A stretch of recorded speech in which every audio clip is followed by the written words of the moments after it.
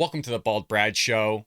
Our lead story of the day is regarding Wall Street bank stocks took a shellacking after the chaos that ensued with Credit Suisse. Before we jump into any of this, make sure you head over to our brand new website, baldbrad.com, which is a one-stop shop for y'all. Link is in the description. You can catch our podcast there. You can watch our YouTube videos, read our blog posts. We got it all for you. And if you didn't hear the big reveal over the weekend, we also got a book launching March 13th on Amazon as well as Barnes & Noble's titled Trojan Horse, How the Left is Destroying America.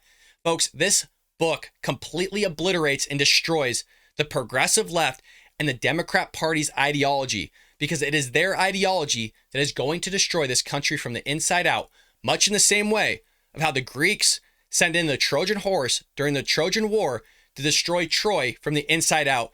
The progressive left's ideology is going to do the same thing with the United States unless we recognize it and equip ourselves with the information we need to dismantle and destroy their narrative, their ideology, and the book does just that.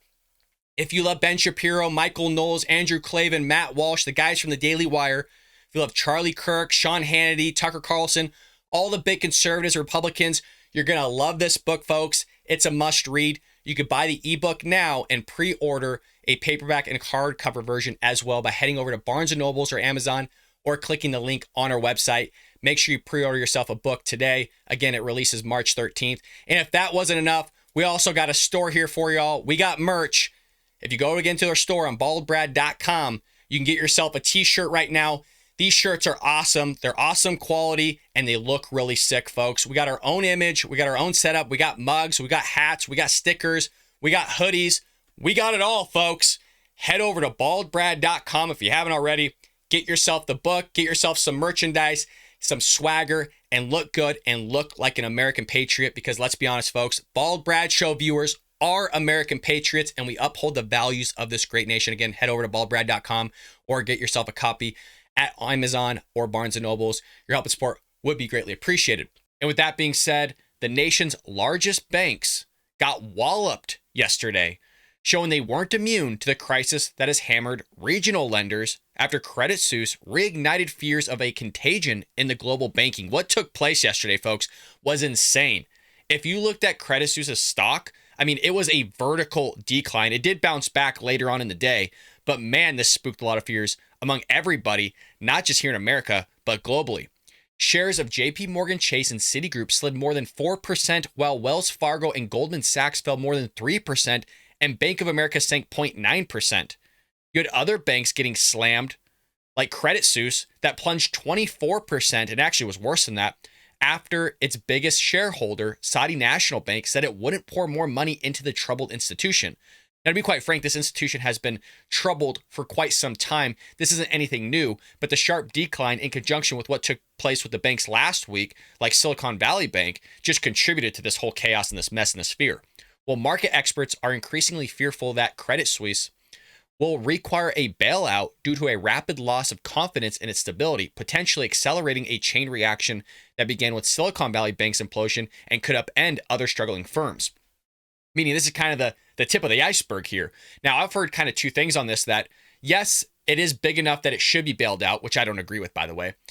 But the other side of it is that it's actually too big to actually bail out. So if you look at what took place in 2008, what was it? Somewhere around like 25 banks made up of, I'm just going to make up a number, like $300 billion. And then now between the two banks that failed last week, made up roughly the same amount, if not more, in terms of assets as well as capital. So two banks compared to 25, I mean, you could have a massive bleep storm on your hands here with what has the potential of actually happening. Research analysts said that this is a most likely scenario to resolve issues of Credit Suisse is a bailout by the Swiss National Bank and its financial regulator. Quote, to sell off in the banks now is broad-based, which suggests to me that there has to be some kind of game-changing decisive action to reverse and stabilize the situation. Again, we bailed out the banks in 2008. Now, whether you agree with it or not, we're seeing that same thing happen here.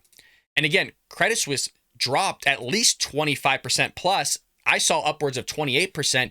Here's an analyst talking about it on YouTube from Bloomberg. Let's go ahead and roll it. Yeah, Patrick, what is the mood, the sweat, the fear that would be at the Credit Suisse headquarters, the thousands of Zurich people working for Credit Suisse? What is their angst this morning?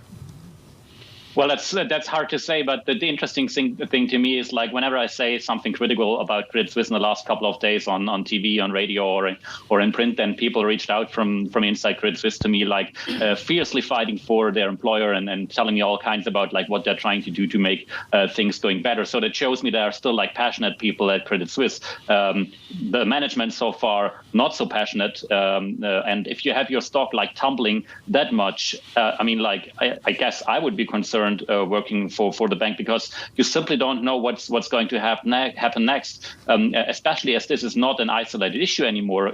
We are now moving into a more broader banking recession problem, and that's why Credit Suisse is down 20% and the others are only down 8 or 10%, because the bank now has to fight like another fire on its balance sheet, I would say, and on its earnings, and that makes the turnaround, where we yesterday heard give us 3 years. I would say this 3 years has now gone to 6 years, maybe. Jan Patrick, how shocked are you to hear the words from the Saudi National Bank chairman this morning to Bloomberg? How shocked were you by that language?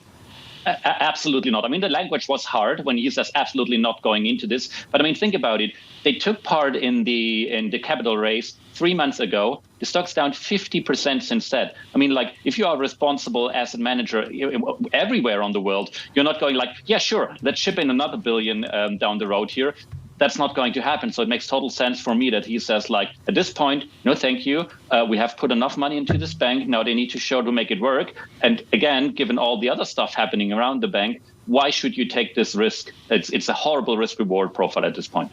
Jan Patrick. I 100% agree. And by the way, the risk reward is just not there, and it hasn't been there for quite some time.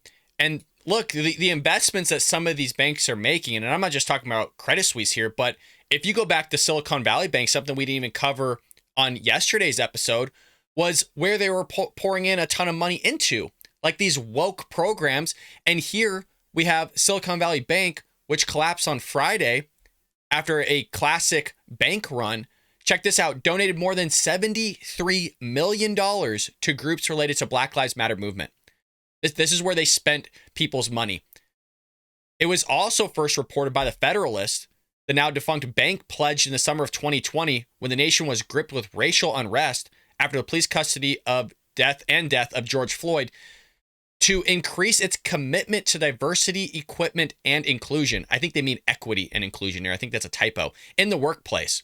And there was rumors that they were just spending money on all these social justice programs, pandemic responses, stability, supporting women, Black and Latinx emerging talent. I mean, where they were throwing their money was completely crazy. And somebody that had a stake in some of this stuff was Mr. Wonderful from Shark Tank. And he was on Sean Hannity talking about the knuckleheads running SVB. The knuckleheads running these institutions don't know what they're doing. And that's why we've been led to the scenario of which we are at. And now they're asking for a bailout. And sure, there's a certain portion that's able to be funded by the FDIC insurance, but not everything. So at the tail end of all this, it's going to come out of our pockets once again to bail these people out. I'm sorry, we don't need to be bailing them out. And he agrees with me. Let's go ahead and roll it. This should make you furious as we speak. The Biden administration is now essentially printing money to bail out woke millionaires, billionaires that support their party. And you will pay every single penny of this. And by the way, for everything sent through inflation, speaking of which, inflation contributes to this, climb up 6% since last year. Anyway, here with reaction from the hit show Shark Tank, Kevin O'Leary. Mr. O'Leary, sir, how are you? Very good, thank you. Did I get this right that you had money in SVB, a lot of money? I had many of the companies that we invested in our private equity portfolio from Circle on down. Circle had about $3 billion, and it was the largest depositor, and others. And, when you're in my situation, you don't care that much about politics. You care about policy. And so you make your decisions every day. My job is to get up in the morning and put millions of dollars to work. I really care about policy. And what I see here, regardless of where you stand in politics, it's a pretty bad policy, because What we did, in my view, it's a personal opinion, over the weekend is to nationalize the American banking system. We basically told everybody around the world, regardless of who you are and what bank you're in, no matter how much you have, we guarantee it. I 100% agree with him here that you basically eliminated not just the aspect of competition, but the most important part here, risk. You basically just open the floodgates for somebody to invest into something that would traditionally be really stupid and extremely high risk. And you eliminate it because now you're saying, well, anytime something bad happens, the government's just going to bail me out. And when we say the government's going to bail you out, it's you or I. It's the taxpayer that's going to feel the brunt of it. So you just incentivize people to make stupid behavior, which we see time and time again from our government, because a lot of these Democrats and progressive leftists want the government to be baby daddy. Whenever you get in a stick or in a tough situation, they're going to be there to bail you out, whether it's your student loans, which will roll into some sort of thing of paying off your mortgage or paying off your auto loans. I'm sure at some point it's going to roll down into that. Or heck, now we're dealing with, well, now we're just going to bail out all the banks consistently. Whatever it may be, it's always us feeling the brunt end of it. We're not the ones that made the stupid investing decisions that they made. It was the bank's fault and they deserve to go under. That's what happens in a free market. That's what happens in capitalism. Because of your actions, you're going to feel the consequences of it. But we no longer do that in a society nowadays because nobody has personal responsibility. From the Democrat Party to Joe Biden's mouth, zero personal responsibility. We don't care who you are or why it's there, but no matter what happens, it's guaranteed. So just think about it. And I'd like to keep this very simple. I'm a bank manager in a bank today after this new policy decision, and I get compensated on the value of my bank's stock. You just told me I could take all the depositors' money, go to Las Vegas, put it on red. Maybe I double it, maybe I lose it all, but it doesn't matter to me because you, the taxpayer, and the government guarantee all my depositors. As long as I play by the rules that we have now and the football rules of banking, I get to go crazy. And I think this is a very bad mistake. I 100% agree. The man just reiterated everything I just said. This is a massive mistake. And again, sometimes when you open this door, you can't close it again. We already had that door slightly open in 2008, where the banks were making very bad lending decisions. And in the same way here, they're making bad investment decisions. Granted, there was other variables and components that went into it, but one of the main was the rise of inflation because the government decided to pump the economy full of trillions of dollars. So you had an increase in inflation, which the Federal Reserve should have been increasing interest rates back in 2020 under Trump. That was Trump's fault partially for saying, well, we don't need to do it. Yes, you did. You had to start doing it then. And they didn't. So now we kick the can down the road. Now we're dealing with this whole mess. The current inflation rate's 6% now, which affects the bond rate. And so when the bond rate isn't where it should be, because it got progressed forward because the interest rates increased, nobody's going to buy those bonds that were previously held at 4% because now you get 6 or 8% for those bonds. So you got to offset a discount rate for people to go back to those bonds. So you got a cluster bleep, all because people don't know how to run stuff because people are idiots. From the federal government all the way to these banks, they're all idiots. Called it a victory for idiot bank managers. I'm not trying to get into your own personal finances. I'm telling you, folks, when I ever do these videos, I don't watch it all the way through. I only watch like maybe 20 seconds of it, and if it grabs my attention, then I want it to be a real-time reaction for you. Sean Hannity just took the words right out of my mouth, did he not? They're a bunch of idiots. The reason I was asking that question is that we all know the FDIC insures up to $250,000. I'm assuming that you had a lot more money in there than $250,000. So you will be the beneficiary of this bailout, like every other depositor at SVB. However, the difference between you and probably everybody else is you're saying this bank should not be bailed out. Am I wrong on that? No, you're not. This bank was run by idiots with an incompetent board. It's one bank. No one ever heard the name before. Now it's internationally famous. Why the hell did you keep your money? Kevin, you're a smart guy. Why did you keep your money there if it was run by idiots? This is, Sean, it's a freaking great question. Granted, if I had to guess, you don't necessarily know that it's being ran by idiots until they do something idiotic that leads to something like this. I mean, how many times have we thought we've known somebody, whether you've known them for 20 years or 25 years, and it turns out that they're not exactly who they portrayed to be. So that's very well what could have taken place here. He had his money there. It was low risk bonds they were putting themselves into or investing themselves into with these treasury bonds, these different stock options they were doing. You didn't expect everybody to run at the bank. Granted, there seems to be a lot of risk because they were focusing in one sector or predominantly one sector, meaning the technology sector in Silicon Valley. So, I mean, there's a lot of reasons as to why he left his money there and was making certain investments. I'd be curious to see what he has to say here, but hell, you never knew that this was going to happen. And there is a certain level of risk for you even investing into banks in the first place. So just because, yeah, your money's insured up to $250,000 for business owners that have either millions of dollars or billions of dollars put into these banks, even you having your money held at a bank has a certain level of risk to it. Just because you have your money in a bank doesn't mean it dissolves risk altogether. There is risk actually there. And I hope that he brings it up because a lot of times we go, well, my money was at the bank. It should be perfectly fine. No, it's not. In the same way, even if you were to keep your money at home, there's a certain level of risk of your house burning down, flooding, you getting robbed and losing your money. It's the same thing at the bank, just on a different level. No, it's one of many, many banks I keep my money in. And look, I'm a big boy, and my whole point is if you have more than $250,000 in any institution, you're basically a hedge fund or a savvy investor or a business.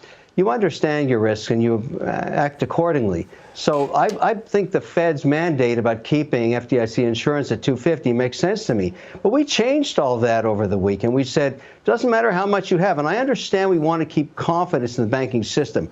What I would have preferred is to allow this bank run by idiots, and I'm sorry to say these harsh words, but it's a fact. This is Silicon Valley Bank is the poster boy for idiot management now. That brand is radioactive waste. And so at the end of the day, let this thing go under, because that's our democratic, capitalist system, because when you're an idiot and it goes to zero, that's okay. Most of the people that had money, including me, above $250,000 in my portfolio companies, we can take the hit. I get it. That happens sometimes. But I'll tell you what I've done since then. I've told all my CEOs and all of our portfolios, we don't want any more than 20% in any one institution. So we diversified across many institutions. And frankly, what I see now, as an investor in bank stocks, I won't invest anymore, because you're basically telling me that from now on, the regulatory environment on small regional banks is going to be so punitive, I don't think they can make money anymore. Remember this is the really key issue for everybody in America to think about. There are 11 sectors in our economy. We are the greatest economy on earth. One of them is financial services. It's the only sector that services all other 10. We have to make a decision. Right.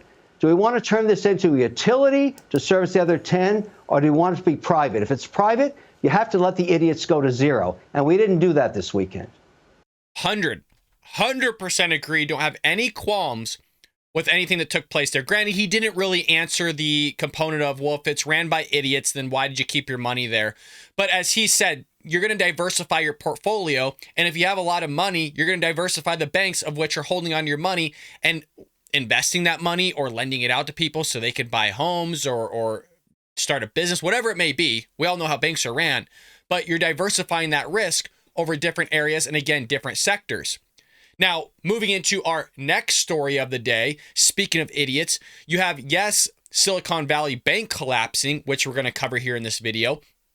But we also have the state of California, which was never a slave state, by the way, wanting to give black people reparations. And not just those that you could trace back actually to slavery, but just the fact that you're black, you're going to get reparations. This is so insane. It's so insane. But let's go ahead and roll it. It is from Fox News. VP Chuck DeVore. Chuck, great to have you on. As for the collapse of Silicon Valley Bank, I want to read this. This is from Bloomberg today, right? The fallout stands to bring a reckoning to the Bay Area's tech-driven economy, a center of the state's recent economic boom. Just as California is facing a broader slowdown, tax collections from high earners that drive revenue are falling as the stock market flounders. And the theme there is that half of California taxes are paid by the top 1%. If they're not making money in the stock market, California is not making money. Trace, that's absolutely correct. California has the highest marginal income Hold on a second. I was told that the 1% don't pay their fair share. I mean, isn't that the motto of the Democrat Party and the progressive left and these socialists like Bernie Sanders? The 1%, the Waltons, all this stuff. I thought, what do you mean that the 1% is paying predominantly all the tax in the state of California? Aren't we just trying to increase the taxes on the 1% or anybody making more than $400,000 a year, which is Biden's plan? So it's amazing to me that they're never paying their fair share, but yet they're paying virtually all the tax. And that actually goes with the United States as well. It's not the 1%, but the top 10% pays a hell of a lot of tax here in the United States. Income tax rate in the country.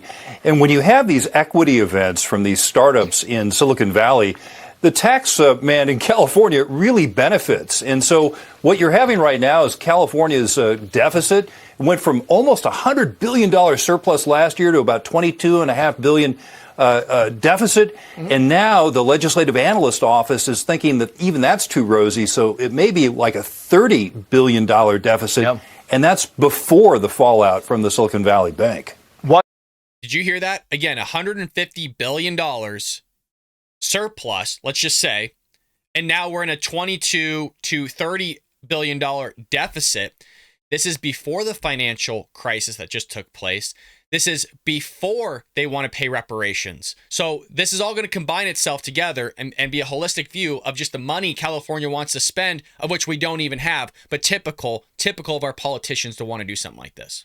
You're talking about billions. Gavin Newsom is still talking about reparations. The California Secretary of State said the following here, quoting, "If California can admit its sins and change the narrative, then there is a way forward for states and cities across the nation." I want to put this up because this is the Reparations Task Force plan. Give every black resident $360,000. 1.8 million black Californians who have an ancestor enslaved in the U.S. would receive money, even though California was not a slave state. The total cost would be $640 billion.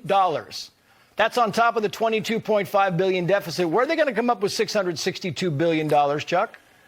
Well, I don't think they're going to come up with it at all. I think this is more really left-wing virtue signaling and certainly something to help Gavin Newsom and his possible ambitions to run for president. But let me tell you, Trace, here's what California could really do to help its middle class and especially its black citizens. It can turn around its economic policies. Trace, California lost about 2% of its black population from 2010 to the 2020 census. In Texas, African Americans up 19%. In Florida, up 10%. Nationally, up 6%. And so why is it? Why would they go to red areas? Because I was told by the Democrat Party for literally decades now that Republicans in red areas are all racist. So why would we be having an uptick in the black community going to red areas if it's ran by a bunch of racists? That doesn't sound right. That kind of sounds illogical. It's because it isn't true. Black people are going to be way more prosperous in red areas or predominantly red areas than they are in Democrat-ran areas. That is the fact. And what's amazing here is the state of California wants people like me that live in this state to pay for somebody else's sins that were committed in the past. That's theft. I didn't do anything wrong. I'm not racist. I want black people to prosper. I want everybody to prosper. But the fact that you're going to take it out of my pocket for somebody else's injustices of the past to pay for the injustices of the past today is completely mind-blowing to me. And by the way, $640 billion plan. How they can get the money? Well, I have no idea. The money doesn't exist. It's not going to exist unless they literally increase taxes, of which we are already one of the most highest tax states in the union. I mean, Pennsylvania beats us out in some way, shape, or form on some certain things like gas, but hell, it is ridiculous. Just literally giving it to black people. I mean, talk about you don't have a freaking clue. I mean, some black people literally own slaves. You could actually be giving it to people that were owning slaves in the past that were committing injustices that you're trying to rectify by giving people reparations today.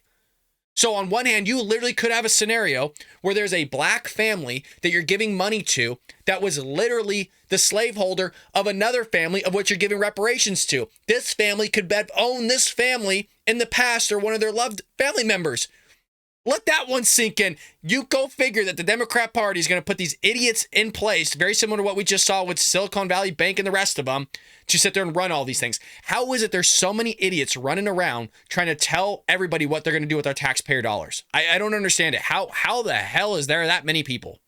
that people are leaving California. You have middle-class folks leaving California. You have black Californians leaving the state because there is no opportunity unless, of course, you happen to be some billionaire out of Silicon Valley getting bailed out by Joe Biden.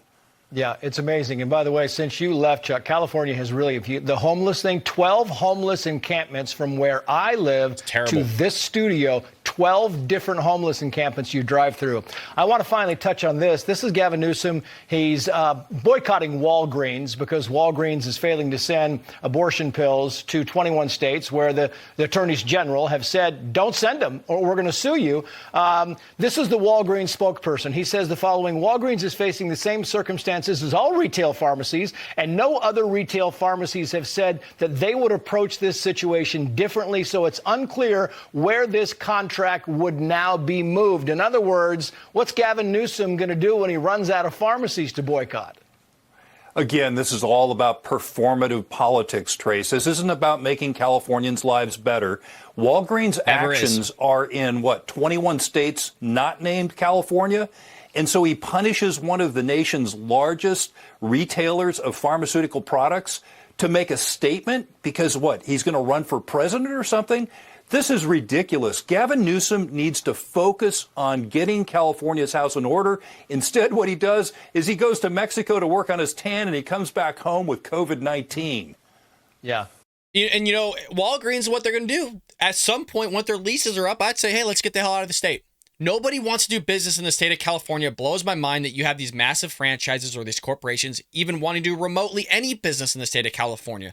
There's a reason why there's Starbucks, Walgreens in some areas, CVS. I mean, some of these places, Walmart up in Portland, closing all its stores in the city of Portland because of all the crime and the theft that's taking place, because nobody wants to sit there and do business in high tax areas, high tax states, high crime areas, and high crime states themselves, like all these Democrat and blue ran areas. Nobody wants to do business there, so they're going to get the hell out. And then you tack this on top of it. I mean, if I was Walgreens, I'd say peace out. We'll go do our business elsewhere. We'll go into happily red states. Florida will take you with open arms. Texas will take you with open arms. And you can sit there and do prosperous business in those states. Get the hell out of California. Well, moving into our last segment of the day, we have Russia aiming to recover our downed U.S. drone. So if you didn't catch on to this, on Tuesday, Russian officials shared plans to salvage the remains of a U.S. military drone that crashed into the Black Sea on Tuesday. Quote, I don't know if we can recover them or not, but we will certainly have to do that, and we will deal with it. This comes from the Secretary of Russia's Security Council, and he said this during a televised remark on Wednesday. I certainly hope for success. I bet he does, and that comes from the Associated Press. I'm sure the Russians want this MQ-9 surveillance drone. Lord only knows what type of just property we have on that in terms of footage, pictures, data. Who knows what's actually on this? Hell, not just the idea of that it was an actual drone and the type of intellectual property we have on that bad boy. Well, the U.S. military says one of two Russian Su-27 aircraft conducting an intercept struck a propeller of a MQ-9 surveillance drone conducting routine operations in international airspace, causing U.S. forces to bring down the aircraft in international waters. So there you have Joe Biden is going to once again give the enemy more of our military equipment, very similar and a callback to Afghanistan, where we left literally billions of dollars of machinery, Black Hawk helicopters, ammo, guns, exercise equipment. I mean, the amount of just military grade munitions and weapons we left there is head spinning. And now he's just going to give the Russians basically a drone and all the technology that goes along with it, as well as the data. And they're going to come up with this cockamamie thing of, it's too deep, we can't get it. It's so crazy. Well, here's John Kirby saying the exact same thing. Well, we're not sure if we can actually recover it. In the same way, they shot like these balloons out of the sky and all these unidentified objects, right, like a month ago. And we still haven't gotten our hands on those. Oh, well, it's in tough terrain. We can't get there. It's amazing that they continue to use this freaking storyline. Let's hear him here. So I have to ask you first off, has the drone been recovered and what is the status? It has not been recovered, and I'm not sure that we're going to be able to recover it. I mean, where it fell into the Black Sea, very, very deep water. So we're still assessing whether there can be any kind of recovery effort mounted. There may not be. Okay, so having said that, you said that the U.S. would do every effort to protect our equities over there. Part of protecting the equity is securing the data that may have been on this drone. Has the U.S. been able to wipe the drone's data or destroy parts of it so that it is not useful to enemies, Russians? What I can tell you, Don, without getting into too much detail here, is that we took steps to protect information and to protect to minimize any effort by anybody else to exploit that drone for useful content. Okay, but you said, you're not saying for sure, you said you took steps to minimize so that others can't exploit. That's so that right. It's not foolproof.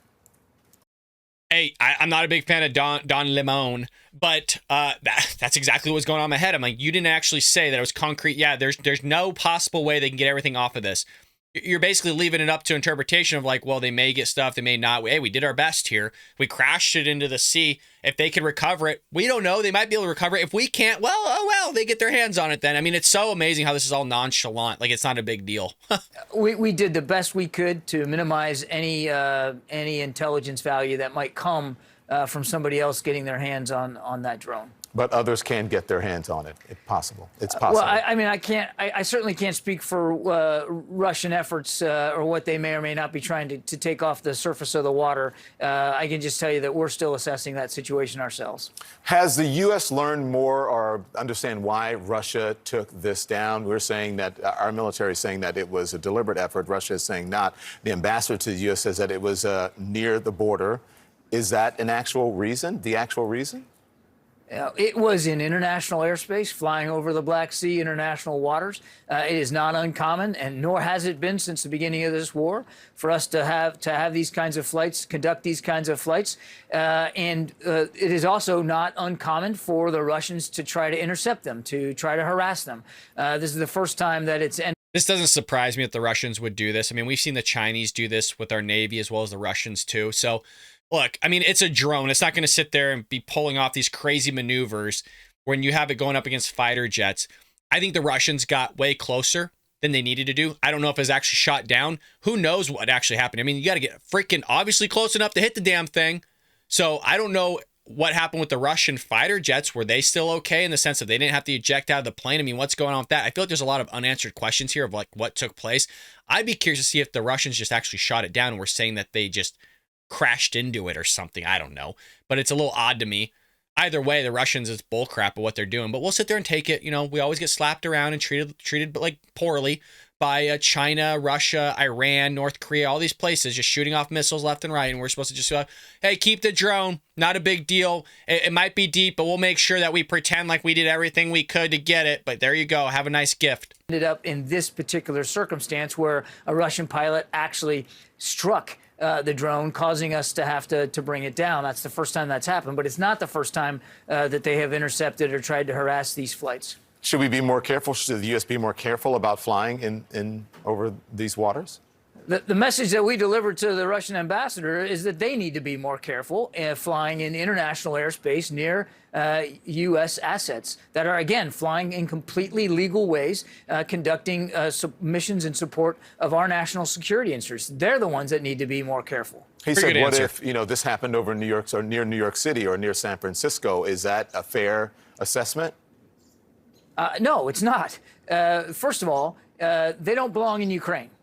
Secondly, they certainly don't belong in Crimea. And we were flying, again, well outside of airspace that's claimed by Ukraine or any other country. The Black Sea doesn't belong to Russia. It belongs to many countries. And the United States has been operating there on the sea and in the air, and we're going to continue to operate, again, in complete accordance with international law. You told my colleague. I got to give it to John Kirby there. The messaging at the end was actually pretty good. I don't like the way John Kirby answers some questions, especially during the White House press briefings that we cover here all the time on the Bold Brad Show. But the beginning part wasn't a big fan of. Oh, well, we crashed into the sea. We might have been able to scrub some of it, but, They might be able to get their hands on some stuff on the surface. It's like, why are we there? Is our Navy there kind of circling to make sure they don't take any of our stuff? It's so amazing to me how it's just like, oh, well, yeah, we basically trashed the thing. And if they get their hands on it, well, it's not a big deal. It's like, no, it is a big deal. That's taxpayer dollars. People put their hard-earned money into giving this stuff to our government so they can protect us. And you're just going to hand over potentially some intelligence to the Russians that are going to use it against us, or hell, to somebody else. Who knows? But I want to know what you guys think about this. Am I blowing this out of proportion? Is it a big deal, the fact that we crashed a drone into the sea and there's a potential of the Russians recovering it? Maybe there's not. Maybe he is really telling the truth that is so deep that there's no way in hell anybody's going down there to recover this thing, and there's just nothing for them to get their hands on the surface, and it's not actually that big of a deal. I mean, it's a big deal, the fact that they crashed into the thing, but I want to know what you think about this. Am I blowing this out of proportion, or is there some truth to what I'm saying here of like, there's a potential of them getting their hands on some serious ish here from the United States and then potentially using it against us one day? So let me know what you think about all this in the comments below. A ton of stuff to have a conversation about. I always love you guys writing in the live chats. We're always spending time together in the mornings. Make sure you head over to our website, baldbrad.com. Buy some merchandise, folks. We got some awesome stuff for you to buy. It'll be shipped to you. Shib got some. Other people have ordered it. I'm being told it's good quality shirts. Hopefully you get your mugs in soon. You can buy our book on Amazon by going to the link in description. Again, baldbrad.com is in the description. The link to our book on Amazon is in the description. If you bought the book, can you leave us a 5-star review?